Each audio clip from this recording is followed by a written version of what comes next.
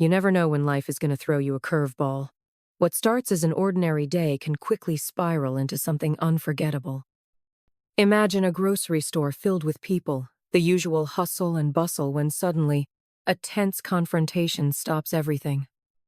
One man stands silently, enduring insult after insult, while the crowd watches in shock. But what happens next changes everything. And trust me, you won't believe who steps in to set things straight. But before we dive into this jaw-dropping story, if you're new here, welcome to Storytime with Rose. Hit that subscribe button and turn on the notification bell so you never miss out on stories that captivate and inspire. And hey, if this story resonates with you, don't forget to give it a thumbs up, share it with your friends, and drop a comment below. I love hearing your thoughts. Now, brace yourself because this story will leave you speechless. Let's get into it. The air inside O'Neal grocery shop was filled with the chatter of customers and the hum of shopping carts rolling across tiled floors. The scent of fresh produce mixed with the aroma of baked goods from the nearby bread aisle. Samuel, a tall, lean man from Ghana, worked with quiet focus, carefully stacking bright red apples into a perfect pyramid. He moved with precision, his dark hands weathered from years of honest labor. Samuel took pride in his work, even though it was a long journey from the engineering career he once dreamed of back home. Life in America was a daily battle, but it was a fight he embraced for the sake of his wife and 3 children who depended on him. "Excuse me." The sharp, impatient voice sliced through the hum of the store. Samuel turned to see a middle-aged woman standing a few feet away, her manicured nails tapping on the handle of her designer handbag. She was dressed in a tailored blazer, her face tight with disdain. "Yes, ma'am?" Samuel asked politely. "Are you in charge of this section?" she demanded, her eyes narrowing. "I work here, yes. Is there something I can help you with?" She gestured dramatically at the apples. "This display is sloppy. These apples are all wrong. How hard is it to stack fruit properly?" Samuel glanced at the display, confused. The apples were neatly arranged, their bright skins gleaming under the store lights. "I'm sorry if it doesn't look right to you. I can fix it." Karen, as she would later be known to the staff, scoffed. "You don't even see the problem, do you?" Typical. Samuel's polite smile faltered. "I'm happy to assist you, ma'am." "Maybe if you had a clue what you were doing, I wouldn't have to explain it," she sneered. "Honestly, it's people like you poor immigrants who make everything worse around here." A hush fell over the nearby aisles. The steady buzz of the store faded as heads turned toward the scene. Mothers paused mid-shopping, their children clutching cereal boxes. An elderly man by the dairy section frowned, his grip tightening on his cart handle. Samuel's chest tightened, but he forced himself to stay calm. He had faced ignorance before, but it never got easier. Karen took a step closer, her voice growing louder. "Why don't you go back to your country instead of taking jobs from hard-working Americans?" Samuel's heart pounded, but he kept his voice steady. "I'm just doing my job, ma'am." The woman sneered. "Well, you're doing a terrible job of that, too." The air was thick with tension. Customers stood frozen, their faces a mix of shock and disbelief. Some whispered to each other, while others simply watched, waiting to see what would happen next. Samuel clenched his jaw, refusing to let the insult break his dignity. His silence was louder than any retort he could muster. But just as he opened his mouth to speak, a deep, commanding voice broke through the charged atmosphere. "Ma'am, that's enough." The crowd turned as one, their eyes widening in disbelief. Shaquille O'Neal, a towering figure in a simple polo shirt and jeans, stood at the edge of the produce section. His expression was calm but firm, his gaze locked on the woman who had crossed the line.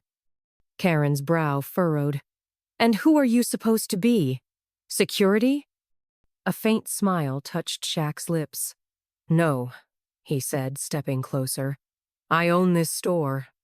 The color drained from Karen's face as the realization hit. Whispers rippled through the crowd. "That's Shaquille O'Neal," someone gasped. Samuel watched, his pulse steadying as the moment took a sharp, unexpected turn. And the lesson was just about to begin. Shaquille O'Neal's towering presence silenced the room, his deep voice cutting through the tension like a judge delivering a verdict. His expression remained calm, but there was a commanding weight to his words. Karen's bravado faltered, though she tried to maintain her composure. "Well, I didn't know you owned the place," she said, her voice wavering slightly. "But that doesn't change the fact that this man is incompetent." Shaq raised an eyebrow. "Incompetent?" He glanced at Samuel, who stood tall despite the humiliation he had just endured. "Funny. I've seen Samuel here every day, working hard, smiling, helping customers. Never once seen him lose his cool even when people test his patience." Samuel's chest tightened with emotion, but he remained quiet. Shaq took a step closer to Karen, his voice steady but firm. "Let me ask you something, ma'am. You ever work a 12-hour shift on your feet, lifting crates, stacking shelves, making sure a store looks perfect so customers can have what they need?" Karen blinked, caught off guard. "Well, no, but—" "Didn't think so." Shaq cut in smoothly. "You ever move to a new country, leave everything you know behind, and start over just so your kids can have a better life?" Karen's face flushed. "That's not the point." "Oh, it is the point," Shaq said, his voice rising slightly, commanding the attention of every person in the store. "Because Samuel here? He's living the American dream. The real American dream. Not the one where everything's handed to you, but the one where you work your tail off and earn every bit of respect you get." The crowd murmured in agreement. A few customers nodded, their expressions shifting from curiosity to admiration. Shaq's gaze never wavered from Karen. "And you? You walk in here, judge a man without knowing his story, and think that's okay?" Karen opened her mouth to speak but found no words. The arrogance that had fueled her earlier had withered under Shaq's unwavering presence. Shaq folded his massive arms across his chest. "Here's the deal," he said firmly. "Samuel belongs here. He's part of this store, part of this community. And if that doesn't sit right with you, maybe it's you who doesn't belong here." The crowd erupted in applause. A young man whistled loudly, and an elderly woman clapped with surprising vigor. Karen's face turned bright red. Humiliated, she muttered something under her breath and turned on her heel, pushing her cart toward the exit. As the automatic doors slid open, Shaq called out one final remark. "And ma'am?" She paused, glancing back reluctantly. "Next time you think about judging someone, maybe check your reflection first." The crowd roared with approval, and Karen hurried out, her dignity left behind. As the applause faded, Shaq turned to Samuel, his expression softening. "You good, man?" Samuel nodded, his voice steady despite the emotion bubbling beneath the surface. "Thank you, Mr. O'Neal." Shaq grinned. "Don't thank me. You handled that better than most people would. But I gotta say, we can't let this slide without doing something good." He clapped Samuel on the shoulder. "You've been working hard here for a while, right?" "Yes, sir," Samuel said quietly. "Trying to make things better for my family." Shaq nodded thoughtfully.